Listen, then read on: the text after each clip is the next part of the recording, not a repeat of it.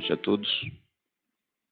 Que a paz do Mestre Jesus, este Consolador por excelência, possa estar sempre presente no coração de cada um de nós.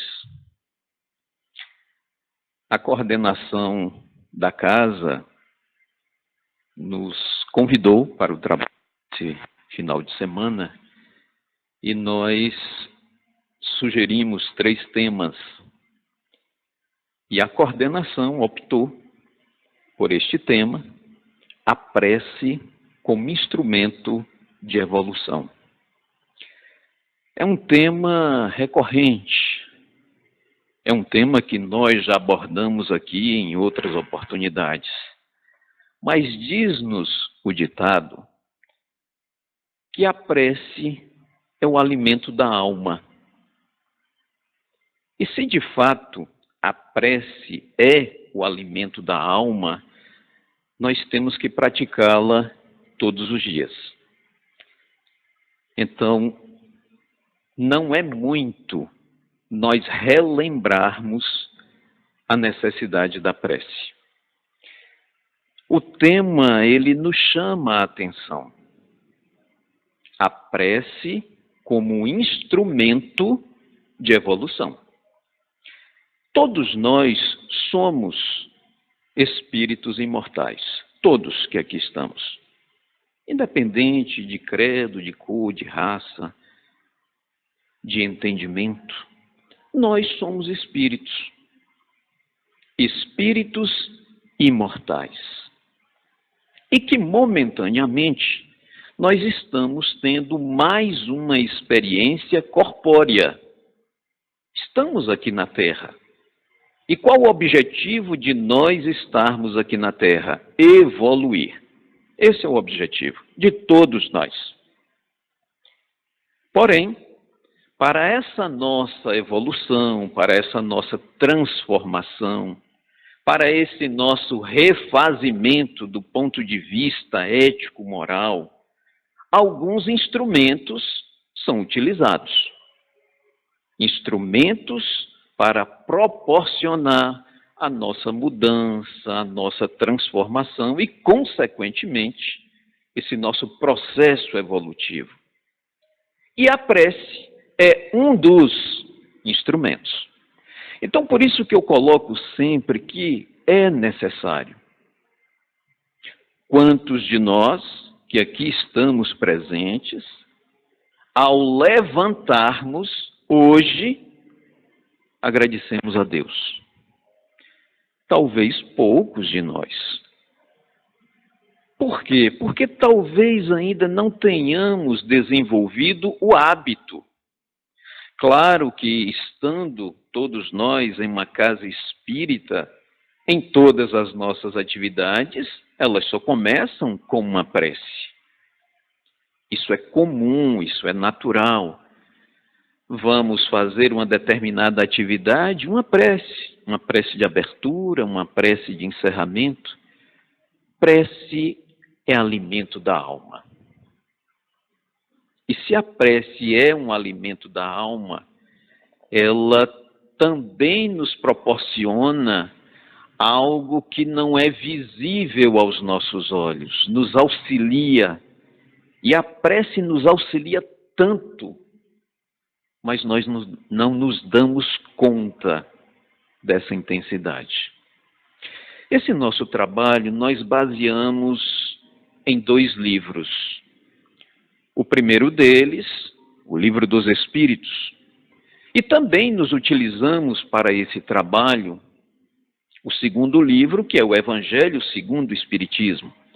Então eu diria que é um trabalho bastante pedagógico, mas que proporciona a todos nós profundas reflexões.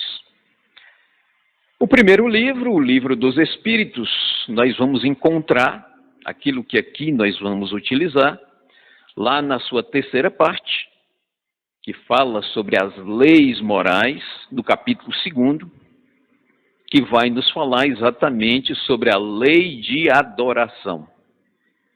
E é em o Livro dos Espíritos, na lei de adoração, que nós vamos encontrar mais de 10 questões que são relacionadas à prece. Nós não vamos aqui falar das 10 questões. Escolhemos apenas 4. Quem quiser, nós sugerimos que faça uma leitura posteriormente destas 10 questões relacionadas à prece. Ela vai da questão, ou elas vão da questão de número 658 até a questão de número 666. Se alguém quiser chegar em casa, ainda memorizando as questões, é só lembrar do número, que é um número muito comentado, 666, 666, e retornar. O que nos dizem os Espíritos com relação à prece no Livro dos Espíritos?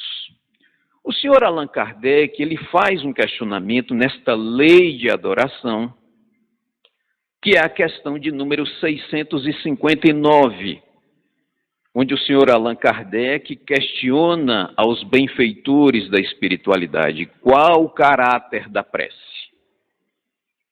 E desta mesma forma, nós perguntamos aos amigos e irmãos que aqui estão, qual o caráter da prece? Sem eu ler a questão, o que eu imagino? Qual o caráter da prece? E olha o que respondem os Espíritos.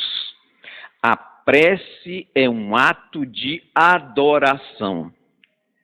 Mas os Espíritos explicam qual o verdadeiro sentido desta adoração. Será que seria nós ajoelharmos? Será que seria nós clamarmos a Deus, como já fizemos no passado, ajoelhando? Não necessariamente. Adorar a Deus é pensar nele. Nele não no sentido de homem. Nele no sentido desta inteligência maior. Então, qual o caráter da prece? A prece é um ato de adoração. Mas adorar em que sentido? No nível evolutivo que nós temos hoje. Ou seja, é pensar em Deus. E isso nós fazemos. Nós pensamos em Deus. É também aproximar-se de Deus. Aí já é um passo um pouco mais longo. Porque às vezes nós pensamos em Deus, mas não nos aproximamos de Deus.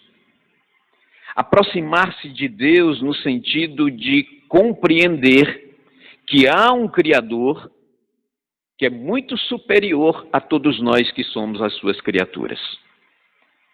E ainda em O Livro dos Espíritos, os imortais nos dizem o seguinte: na prece nós temos 3 situações.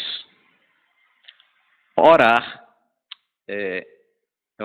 pedir, louvar, pedir e agradecer. Com essas 3 coisas, nós estamos fazendo uma prece. Louvar, pedir e agradecer. Eu acho que nós ficamos no meio. Nós louvamos pouco, nós agradecemos pouco e nós pedimos muito. Essa é a primeira questão de O Livro dos Espíritos. Nós precisamos compreender que há um Criador, Deus, essa inteligência suprema, que nós somos as suas criaturas, ainda imperfeitas, e, consequentemente, nós precisamos desta orientação, desta aproximação, dessa vinculação com o Criador. O senhor Allan Kardec, ainda na questão de número 660, ele faz uma indagação que é prudente, pertinente e atual. Ao utilizarmos da prece, ela nos torna indivíduos melhores? E os Espíritos respondem, sim. Em que sentido? Porque todas as vezes que nós nos utilizamos da prece, nós estamos conclamando a presença de bons espíritos. Todas as vezes. Incansavelmente. Todas as vezes que nós nos utilizamos da prece, nós estamos vinculando a benfeitores na espiritualidade. E mais do que isso, todas as vezes que nós conclamamos a presença de benfeitores espirituais, consequentemente nós estamos afastando dos malfeitores, do ponto de vista de espíritos ainda imperfeitos. Então a prece, ela é necessária. Mas há uma outra questão que Kardec coloca em O Livro dos Espíritos, que é a questão de número 663, e ele diz assim: ao utilizarmos da prece, nós mudamos a natureza das nossas provas. É uma indagação interessante. Se nós, ao utilizarmos do recurso da prece, nós vamos mudar a natureza das nossas provas. E o que dizem os espíritos? Não muda a natureza da prova. Só quem muda a natureza das nossas provas é Deus. Porém, ao utilizarmos da prece, nós nos fortalecemos diante das resignações, diante das dificuldades, onde as superações dos desafios são grandes, mas nós conseguimos ultrapassá-las. Então, nós não mudamos a natureza da prova simplesmente porque vamos fazer uma prece. Muitas das vezes, nós necessitamos daquele remédio que é amargo. Quantos de nós aqui passamos por desafios? E olha a intensidade desses desafios. Então, eu fazendo prece, eu vou mudar a natureza daquela prova? Não muda a natureza, mas nos fortalece. Porque estamos ali sendo amparados por estes benfeitores da espiritualidade para que nos ajude, através da inspiração, da intuição, superá-las, sem maiores transtornos. Então a prece é remédio diário para todos nós. Levantamos pela manhã, um simples gesto de ligação com a espiritualidade é uma prece. No sentido de que tenhamos um bom dia, de que aquilo que nós estejamos projetando se concretize da melhor forma possível. Você pega o carro, se dirige para o trabalho, ali vem alguém atravessando a rua inadvertidamente e passa com uma bicicleta, com uma motocicleta ou a pé, e você quase que atropela a pessoa. Olha a prece: obrigado, Senhor, porque não teve nada, tanto a mim quanto a ele. É uma prece. Mesmo que seja no trânsito, é uma prece. E na questão de número 664, que é a última que nós escolhemos das 4 questões, Kardec, motivado pela resposta da questão anterior, onde ele pergunta se, ao utilizarmos do recurso da prece, nós iremos mudar a natureza da prova, e eles dizem que não muda a natureza, mas nos fortalece.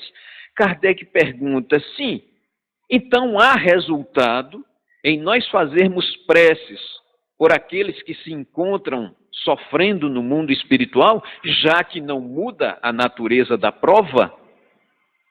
Isso é interessante para quem participa em reuniões mediúnicas. Nós, ali quando estamos lidando com estes espíritos sofredores, espíritos com sentimento de ódio, de rancor, de vingança, será que ao fazermos uma prece vai trazer-lhe o refrigério? Vai. É por isso que os espíritos nos esclarecem. Apesar de não mudar a natureza da prova, você está auxiliando aquele que está ali sendo amparado, esclarecido. Então, alguém, quando faz uma prece numa reunião mediúnica por aquele espírito sofredor, às vezes toca-lhe o coração. E tocando-lhe, é um grande momento para que haja o arrependimento. E vindo o arrependimento, vem o refrigério, vem a transformação. Não somos nós que vamos mudar a natureza das provas, nem de encarnados, nem desencarnados, mas nós conseguimos auxiliar as pessoas para que possam superar os desafios com a maior tranquilidade. Então, estas são questões de O Livro dos Espíritos que nos esclarece, que nos orienta com relação à prece.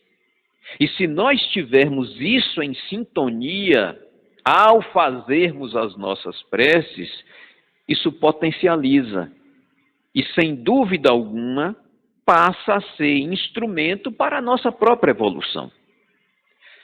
No segundo momento, nós escolhemos o livro, o Evangelho segundo o Espiritismo, lá no seu capítulo 27, cujo título é Pedi e Obtereis. Esse capítulo dá mais ou menos umas 4 ou 5 páginas e, em resumo, em essência, trata de 4 questões. Condições ideais ao fazermos as nossas preces, objetivo das nossas preces, mecanismos de como as nossas preces elas se propagam e encerra com a eficácia da prece. 4 itens. 4 itens que, se nós pararmos para analisar, vão nos auxiliar no dia a dia, no cotidiano, com relação às nossas preces. Então, o primeiro tópico está ali nas condições ideais ao fazermos as nossas preces.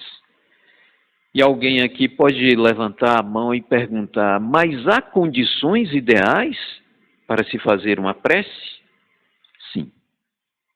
No seu inconsciente, nós precisamos ter essas condições para que as nossas preces, elas fluam de uma melhor forma. A primeira condição está lá no Evangelho de Mateus, seu capítulo 6, onde ele diz assim: nós devemos perdoar.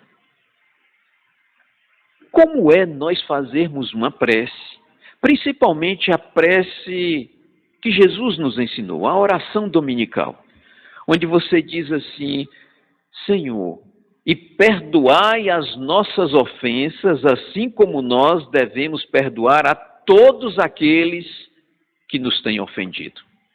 E nós vamos fazer uma prece com um sentimento de amargura, aquele sentimento de constrangimento com relação à fala de alguém. É uma condição ideal. Ao fazermos as nossas preces, estejamos com esse coração tranquilo, aberto ao perdão, ao entendimento, à compreensão, porque nem todos nós somos iguais. Nem todos somos iguais. E às vezes uma palavra mal colocada chega até a nós com uma forma mais agressiva. E nós ficamos chateados com aquilo que a pessoa dirigiu a nós. Mas aí você compreende, por que ele falou daquela forma? Será que ele tem esse entendimento que eu não tenho? Então, quando nós formos fazer as nossas preces, estejamos com esse coração aberto, no sentido de não ter ressentimento, no sentido de que não desejamos ao outro aquilo que nós não desejamos a nós mesmos. É a primeira condição.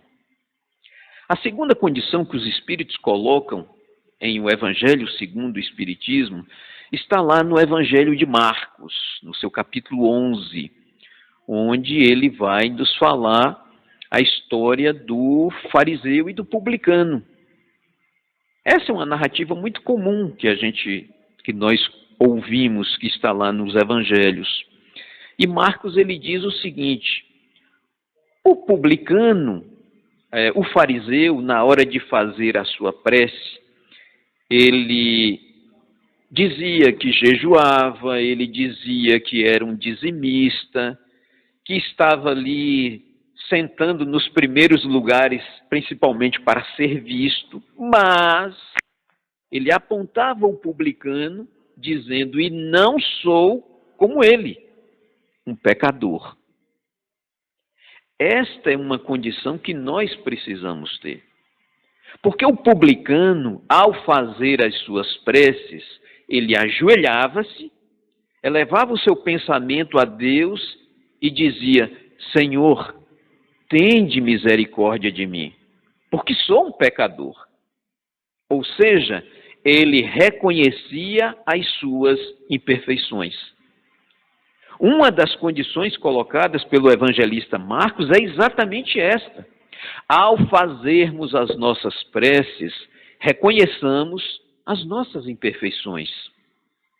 E não ali nas nossas preces apontar a imperfeição de alguém.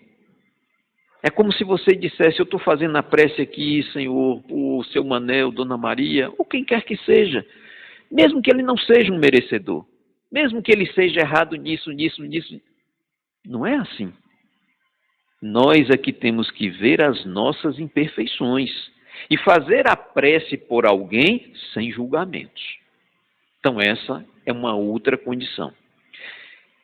E a terceira e última condição está lá no Evangelho de Lucas, no seu capítulo 18, onde este evangelista, ele diz que ao fazermos as nossas preces, nós precisamos, qual é a palavra que eu preciso usar? Me passou. Na realidade, não fazermos como os gentios. Porque, a bem da verdade, todas as vezes que nós vamos fazer uma prece, eu estou procurando a palavra, e aí não estou encontrando a palavra. Na realidade, nós precisamos mudar o entendimento. Quando nós vamos fazer as nossas preces, eu estou buscando aqui o exemplo, mas não encontrei a palavra. O exemplo é o seguinte: todas as vezes que nós vamos, por exemplo, a um velório, é o que mais me traz como exemplo para que possamos visualizar. Quando nós vamos a um velório, nós somos motivados ou impulsionados por algo. E nem sempre esse algo é o melhor no sentido da prece. Às vezes nós vamos ali exatamente para sermos vistos. Por isso que ele fala com o gentil, mas eu não lembrei da palavra ainda. É um recolhimento. É porque faltou a palavra, Marília, mas eu vou lembrar daqui até lá. Vamos recorrer aos benfeitores. Então, quando nós vamos a um velório, por exemplo, às vezes nós somos motivados a chegar ali, claro, de levar um consolo, um afago para aquele familiar que ali está, mas você olha para o relógio e diz assim: eu tenho que sair aqui mais de fininho, porque já estou no horário. Então você quer ser visto pelo familiar que ali está, mas se esquece de fazer uma prece por aquele que está retornando à pátria espiritual. Me faltou a palavra. Me faltou a palavra. Mas é essa a realidade, essa é a condição de que nós, a bem da verdade, nós precisamos fazer aquilo que é necessário e não aquilo que nós colocamos para que as pessoas enxerguem em nós. É porque a espiritualidade sabe das nossas intenções. Nós vamos ali para ser visto ou de fato nós estamos ali para fazer uma prece por aquele que retorna à pátria espiritual? Isso acontece. Claro que não são com todas as pessoas. Muitas, elas são motivadas a chegarem ali, fazer a sua prece, fazer um diálogo com aquele que retorna à pátria espiritual. Isso acontece. Mas muitos, a palavra chegou. Obrigado aí pela inspiração. Não sermos hipócritas. Essa é a palavra. Não sermos hipócritas como os gentios ao fazermos as nossas preces. Porque a espiritualidade sabe das nossas intenções. Sabe. Nós conseguimos enganar a muitos, mas encarnados. Aos desencarnados nós não conseguimos enganar. Então, é uma das condições ideais ao fazermos as nossas preces, não sermos hipócritas. É quando alguém solicita a sua prece, você quer verbalizar da melhor forma possível, com palavras difíceis, eloquentes, mas e o sentimento? É ser hipócrita, é nesse sentido.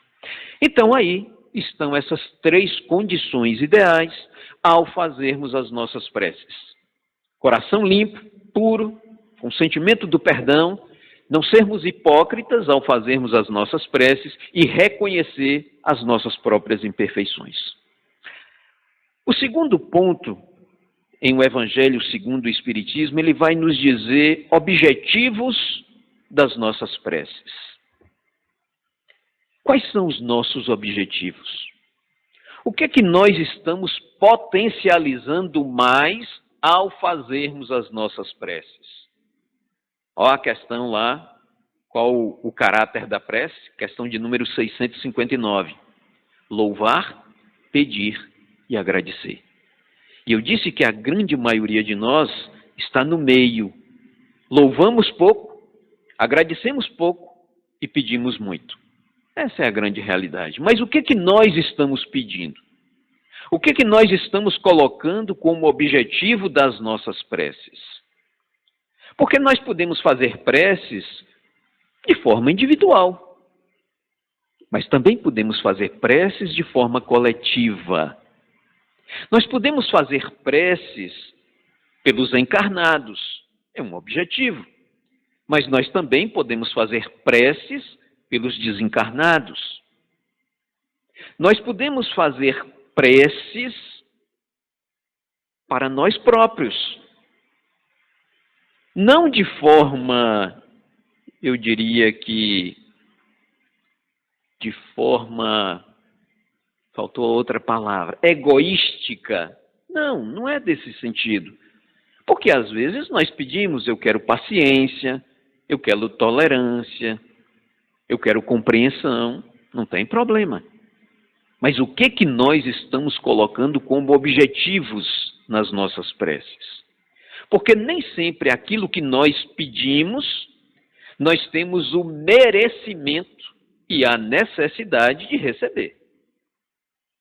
Nós temos que compreender isso. Divaldo, ele narra uma história, ele já narrou isso em uma das nossas semanas espíritas, e quando eu ouvi, eu disse, isso é um bom exemplo. Então, Divaldo, ele contou essa narrativa, ele fez essa narrativa para a gente compreender onde estão os objetivos das nossas preces e as necessidades daquilo que nós estamos pedindo, porque nem sempre o que eu peço é o que eu quero, mas talvez é aquilo que seja melhor para mim. Então, Divaldo diz o seguinte, que havia dois compadres que dividiam ali a cerca das suas fazendas. E um dos compadres levantou pela manhã, ele tinha uma área maior, tinha um piquete ali onde ele criava cavalos, né? O filho domava cavalos.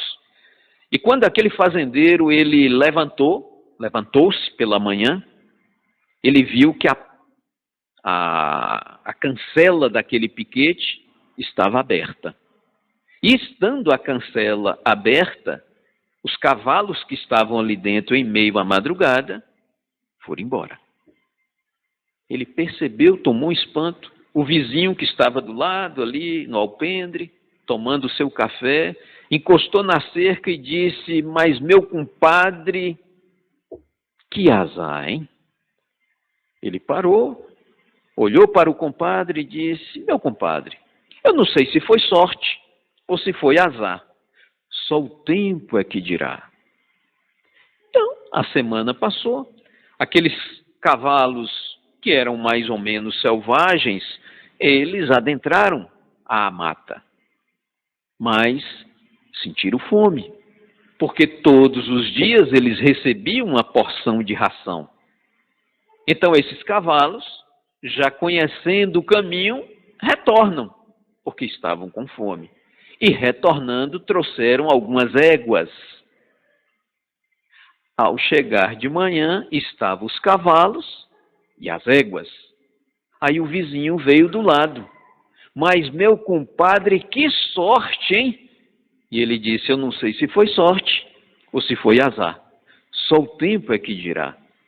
Então o filho daquele fazendeiro, vendo aquelas éguas que eram indomáveis, resolveu domar uma dessas éguas e montou.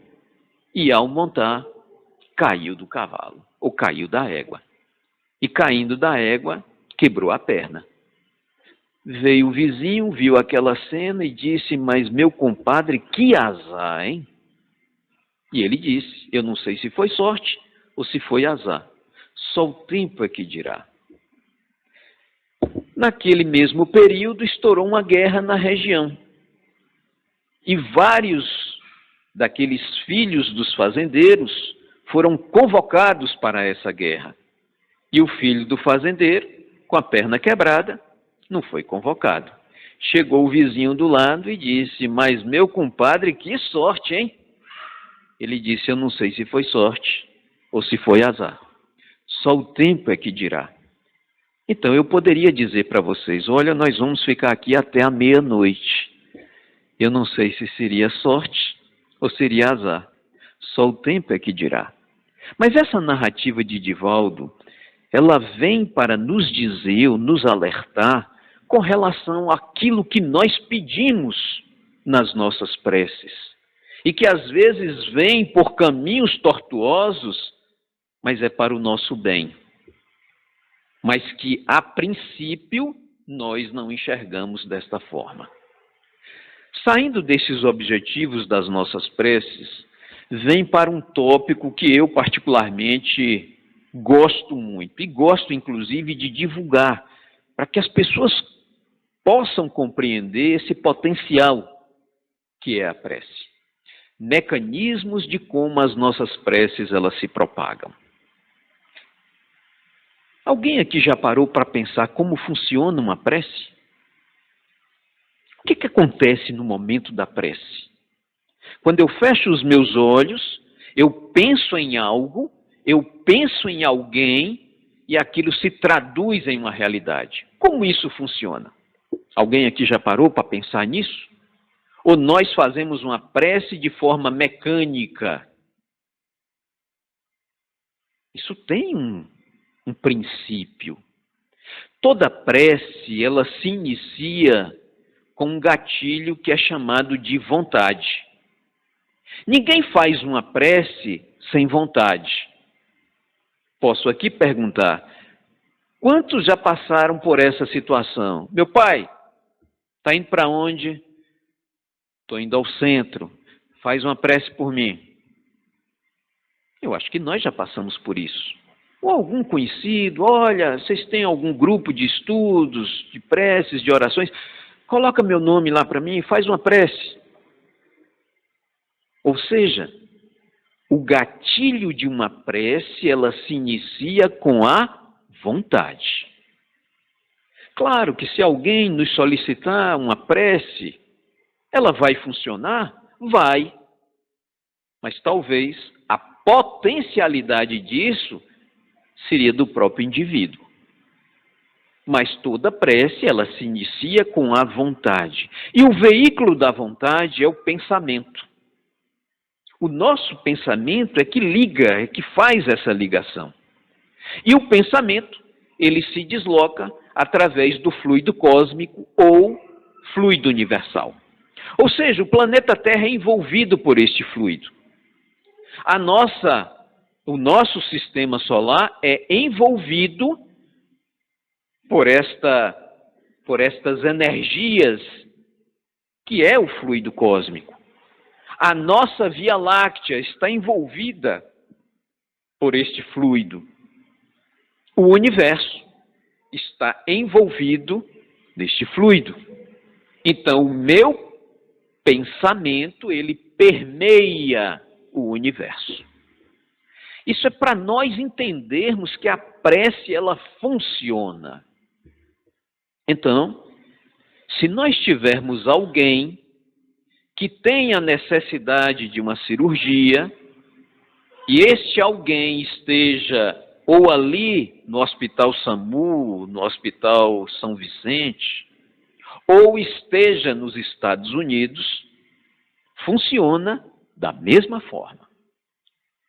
Fechamos os nossos olhos, elevamos o nosso pensamento ao alto e a espiritualidade se encarrega de fazer o complemento.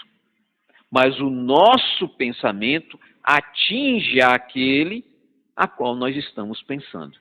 E as pessoas dizem assim: Kleber, será que isso é verdade?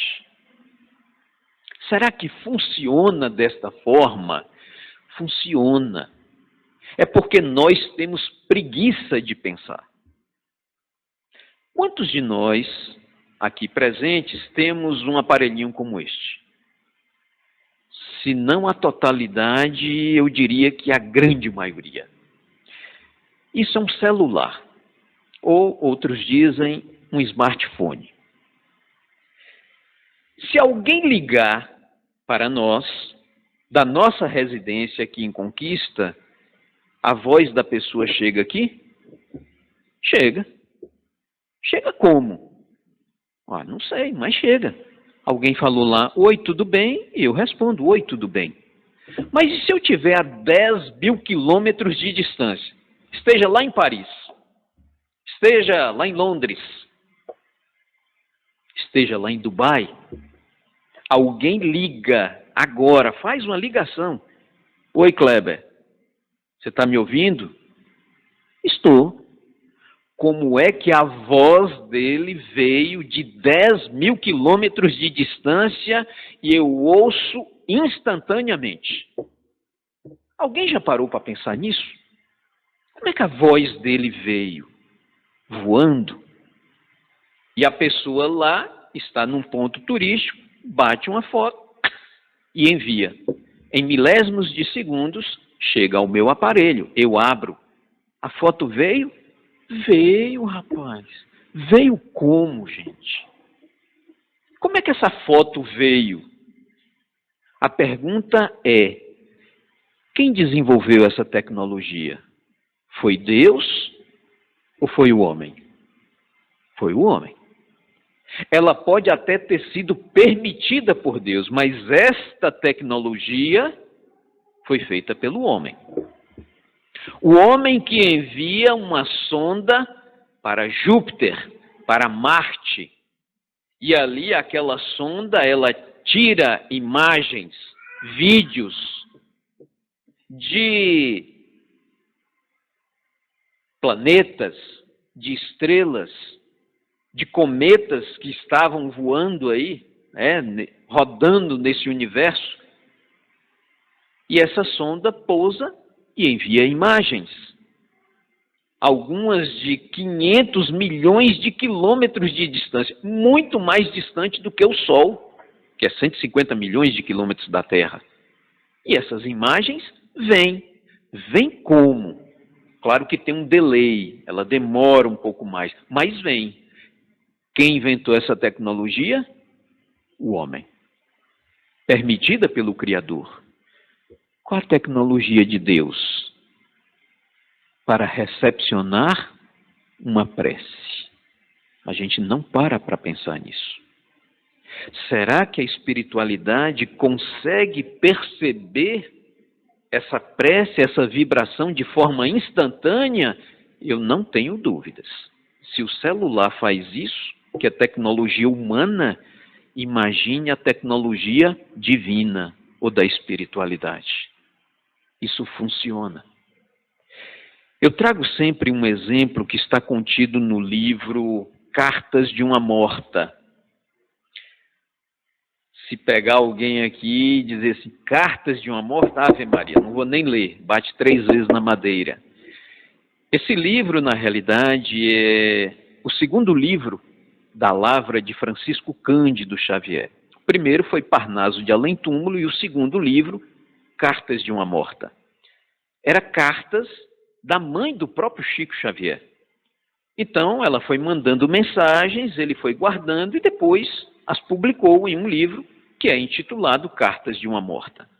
E neste livro, Dona Maria João de Deus, que é a mãe de Chico, ela faz uma narrativa que, ao desencarnar, passado um período, ela foi levada a uma colônia espiritual responsável pela recepção de preces.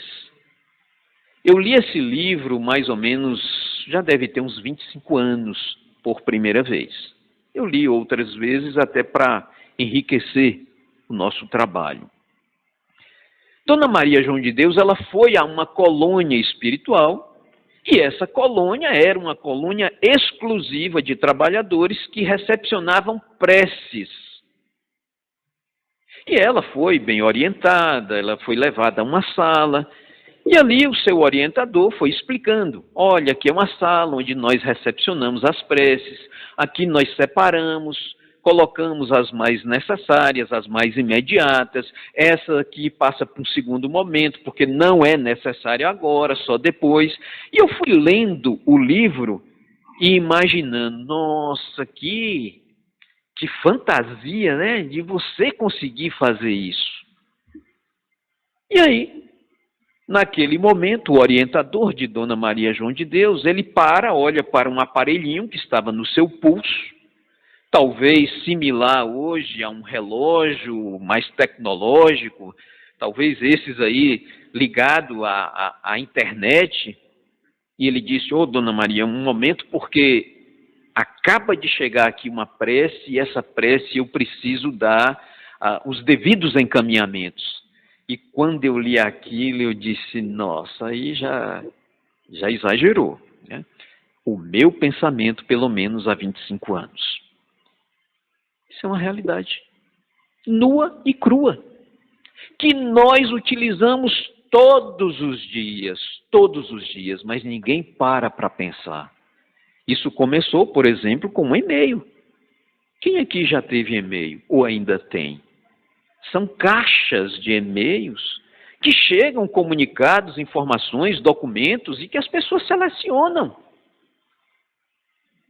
E quando eu li isso lá atrás, eu disse: nossa, aí viajou, será que Dona Maria não forçou um pouco? E na realidade não é assim. É uma realidade que nós ainda não buscamos compreender. Porque hoje nós temos alguns aplicativos nos nossos celulares, grupo da família no WhatsApp, onde você pode colocar um som, inclusive, diferente dos outros.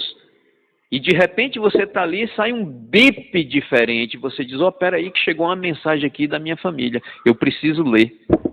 É a mesma coisa. É a mesma realidade. E aí Dona Maria ficou impressionada com tudo aquilo. Passou o tempo, quando foi mais tarde, ela já retornando à sua colônia de origem, quando ela saiu daquele ambiente, já estava completamente escuro. E Dona Maria, agradecendo ali aquele orientador, ela faz uma observação.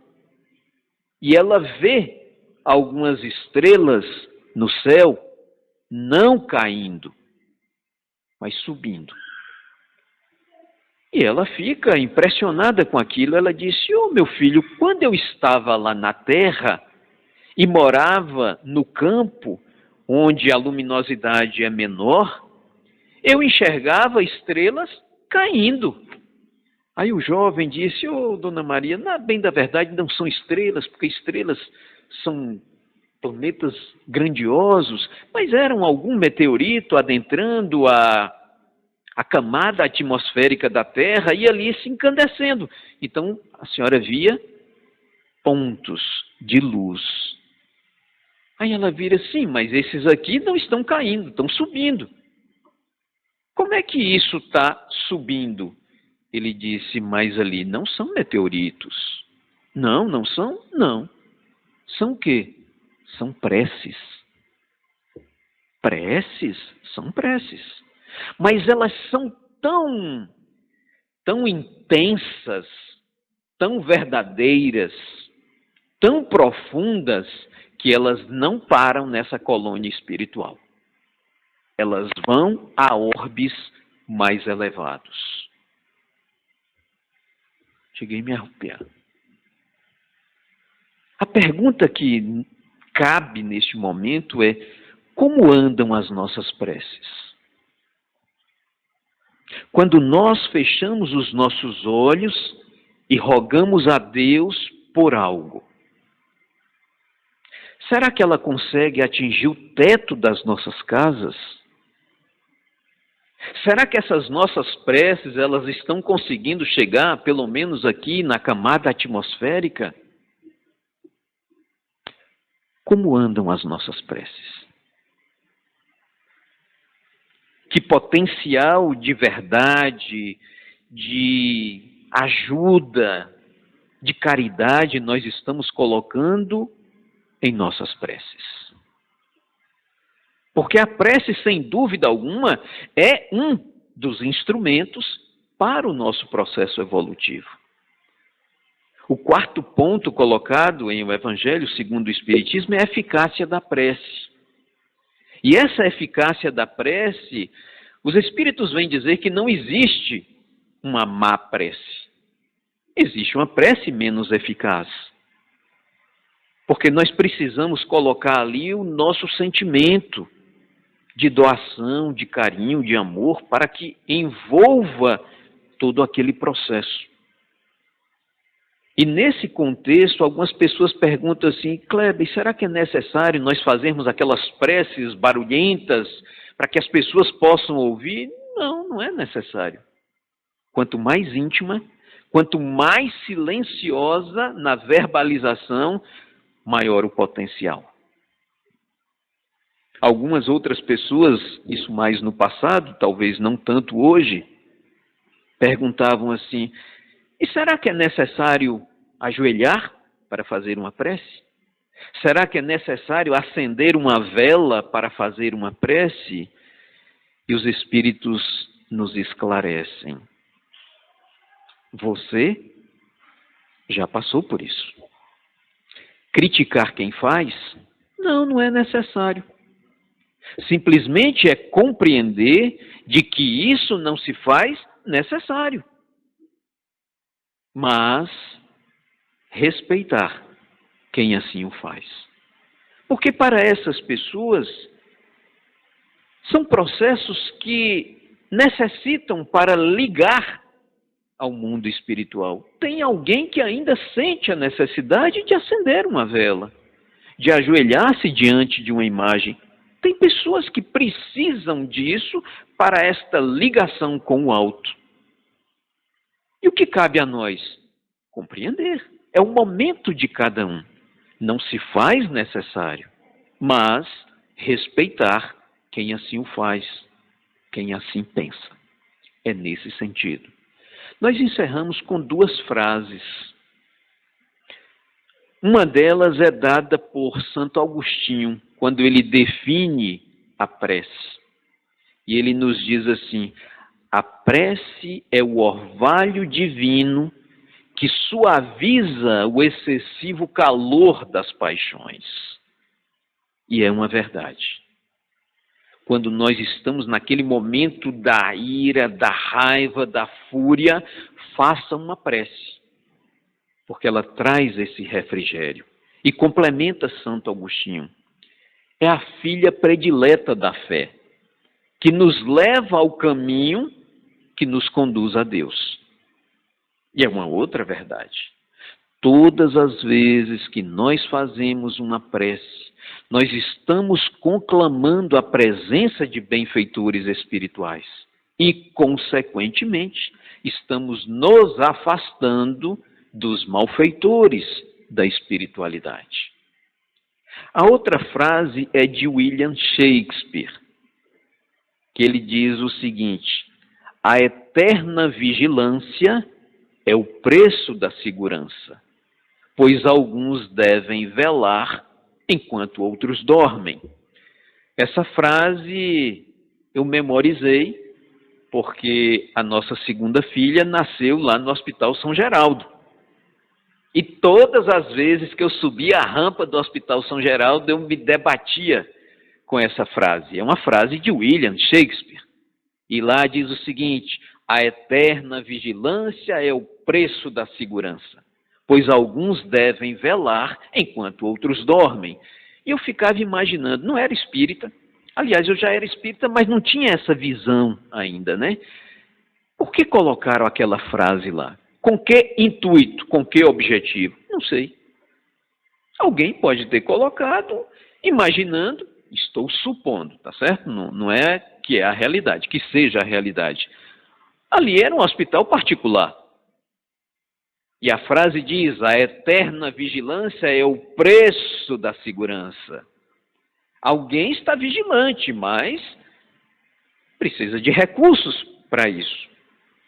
A eterna vigilância é o preço da segurança, pois alguns devem velar enquanto outros dormem. Alguém vela. Quem vela?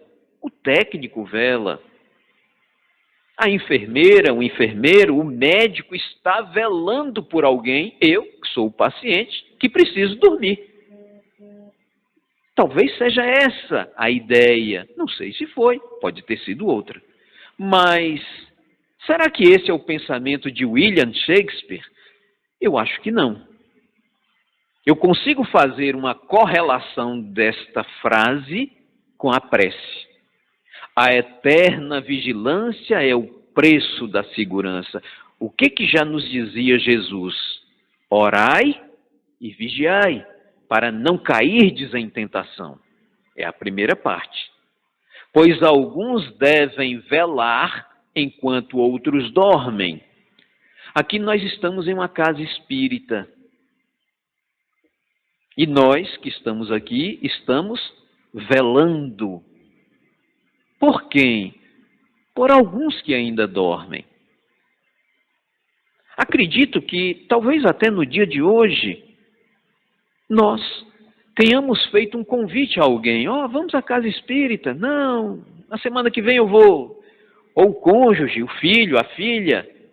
Nós estamos velando por aqueles que ainda estão dormindo, ou seja, não despertaram para as questões da espiritualidade. E nesse sentido, nós encerramos com uma prece de agradecimento, dizendo: obrigado, Senhor. Obrigado por nossos braços perfeitos, enquanto há tantos que são mutilados.